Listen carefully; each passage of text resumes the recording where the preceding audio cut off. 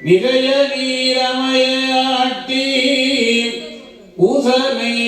உசனீசனாக்கு போற்றவி காட்டினோமே. உள்ளம் பெருங்கோயில் ஊனுடம்பி ஆலயம் வள்ளல் பிரானார்க்கு வாய் கோபுரவாசல்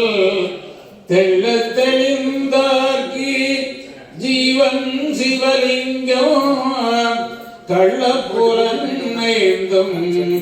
காலமணி விளக்கி சிந்தனை நிந்தனக்காக்கி நாயினேந்தல் கண்ணினை திருப்பாத போது காக்கி வந்தனையும் அம்மலர்க்கே ஆக்கி வாக்கி உள் மணி வார்த்தைக்கு ஆக்கி